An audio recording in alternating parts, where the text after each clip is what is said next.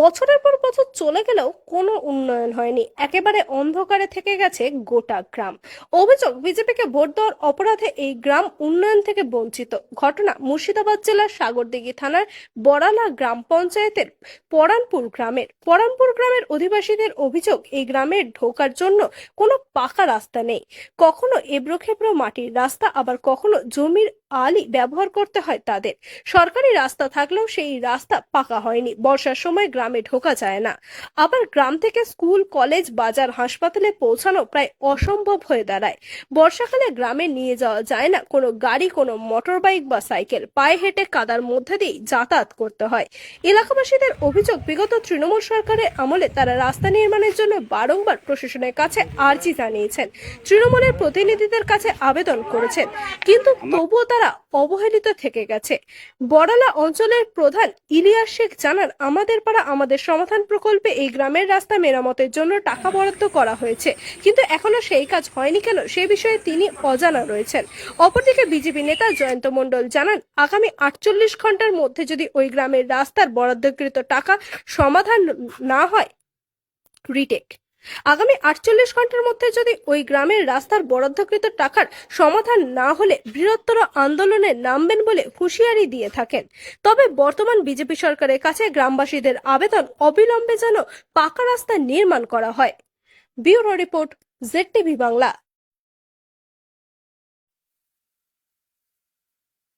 এরকম বেহাল আছে? আমাদের জন্মের আগে থেকে দেখছি, জন্মের পর থেকে এরকম দেখছি অবস্থা। জন্মের পর থেকে এরকম পরিস্থিতি। এই রাস্তাতে কোনোদিন মেরামত হয়নি? মেরামত বলতে বামফানা বলে একবার হয়েছিল, শুনেছি, আমি দেখিনি চোখে, তারপরে কিন্তু আর হয়নি। আচ্ছা, এই যে দীর্ঘ 15 বছর তৃণমূল সরকার গেল, এরা কি মাটি ফেলেছিল কোনোদিন না রাস্তায়? না, এক এক পেছাও মাটি পড়েনি কেউ। রাস্তা মেরামত হয়নি? না, তাহলে যাতায়াত করেন কিভাবে? এই কষ্ট করে যাতায়াত করি। বর্ষার সময় কি পরিস্থিতি হয়? বর্ষার সময় তো এক হাঁটু কাদা জল এলি। এই এক হাঁটু কাদা জল বেয়ে যেতে হ্যাঁ, হয়? যেতে হয়। কতটা রাস্তা এটা? এটা 3 কিলোমিটার রাস্তা। 3 কিলোমিটার। হ্যাঁ, এই যে তৃণমূল জামানা গেল, তো অর্থাৎ দীর্ঘ 15 বছর তারা এখানে ছিল, 15 বছর পর সবে মাত্র গেছে। আপনারা কি এর আগে ভোটের সময় তাদেরকে, নেতা মন্ত্রীদেরকে কিছু বলেছিলেন? হ্যাঁ, অনেক অনেক বামফানা আমলে বলেছি। পরীক্ষিত যখন ছিলেন আপনার প্রধান থেকে আবার এমএলএ পর্যন্ত ওকে বলেছি। তারপরে হাসান বাড়ালার আপনার প্রধান ছিলেন যে হাসান, ওকে বলা হয়েছে, বলছে আমি জানি না এরকম রাস্তাটা এই রাস্তা হবে। ও চলে গেল, তারপরে এবার তৃণমূল এলো, তৃণমূল সে ভোটটা পার হোক রাস্তা হবে, ও গেল।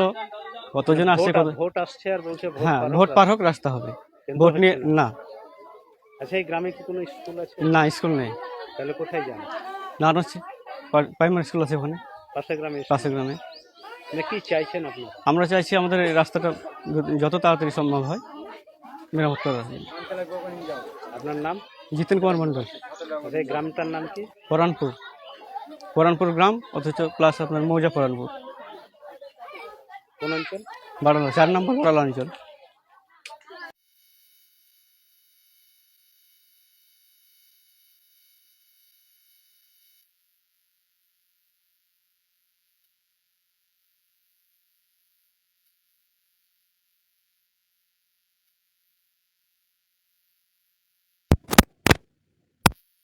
মানে খারাপ।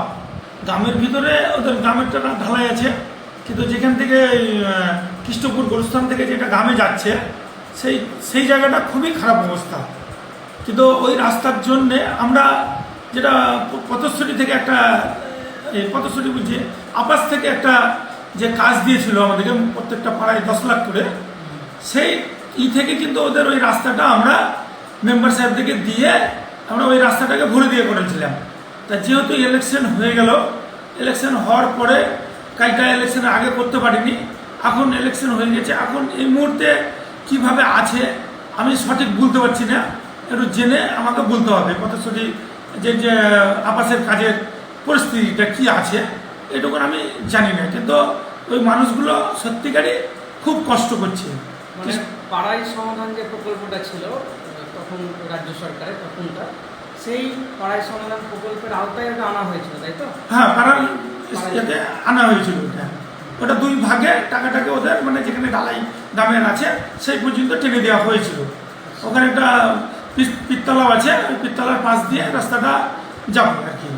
তা সেটা এখন এই মুহূর্তে ইলেকশনের পরে এখন কন্ট্রাক্টর সাহেবের সাথে আমাদের যোগাযোগ হয়নি, বা এটা বিডিও সাহেব টেন্ডার করেছিল, ও বিডিওর ওখান থেকে টেন্ডার হয়েছিল, এটা বিডিও সাহেব একটু বলতে পারবে ঠিকঠাক। গ্রামবাসীদের দাবি যে ওদের যে প্রধান রাস্তা, যেটা সরকারি প্রধান রাস্তা, সেই রাস্তাটা ওরা চাইছে, উত্তর দিকে যাচ্ছে।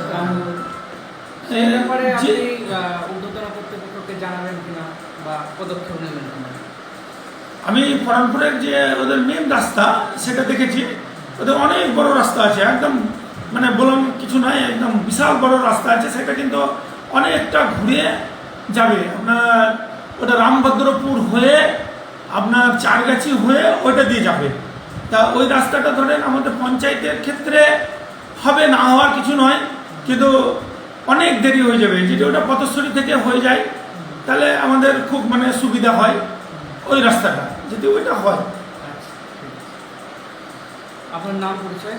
আমার নাম হচ্ছে ইলিয়াস শেখ, আমি বাংলা গ্রাম পঞ্চায়েতের প্রধান। সাগরদিঘি থানার বাড়ালা অঞ্চলের পরানপুর গ্রাম, একটা ছোট্ট গ্রাম। এই গ্রামে কিন্তু রাস্তার বেহাল দশা। তারা বর্তমান রাজ্য সরকারের কাছে আবেদন করেছে এই রাস্তাটা মেরামতের জন্য। কী বলবেন? দেখুন, সাগরদিঘি অন্তর্গত বাড়ালা অঞ্চলের পরানপুর গ্রামে একটা ছোট্ট কিছু বসতি রয়েছে বা ছোট গ্রাম রয়েছে, সেখানে বেহাল দশা শক্তি। এবং আমার যতদূর জানা রয়েছে, যিনি প্রধান রয়েছেন, যে আমার পাড়া আমার সমাধান থেকে সেই রাস্তার অ্যালটমেন্টের টাকা বেরিয়েছে। এখন পর্যন্ত সেই রাস্তার কেন কাজ হয়নি এবং যদি সেই টাকা কোথায় ব্যবহৃত হয়েছে, প্রধান সাহেবের কাছে ভারতীয় জনতা পার্টির পক্ষ থেকে বিশেষভাবে অনুরোধ যে এর সঠিক তদন্ত করে কোথায় কোথায় কিভাবে টাকাটা ব্যবহার হয়েছে এবং এর সঙ্গে কারা কারা জড়িত, যিনি টেন্ডার পেয়েছেন তিনি জড়িত না ওখানকার লোকাল পঞ্চায়েতের মেম্বার জড়িত না প্রধান জড়িত, এটা তো আমাদের জানা নাই। কেউ যেই জড়িত থাকুক সেটাকে সাধারণ মানুষের সামনে তুলে ধরুক। আর যদি এটা না করে তাহলে ভারতীয় জনতা পার্টির পক্ষ থেকে এর পরিপ্রেক্ষিতে বৃহত্তম প্রধানের বিরুদ্ধে আমরা আন্দোলনে নামব এবং প্রধানকে হুঁশিয়ারি দিচ্ছি যে এই রাস্তা গত 48 ঘন্টার মধ্যে যদি ও না এই প্রমাণপত্র না দেয় তাহলে ওনার বিরুদ্ধে অ্যাকশন নিতে ভারতীয় জনতা পার্টি বাধ্য হবে।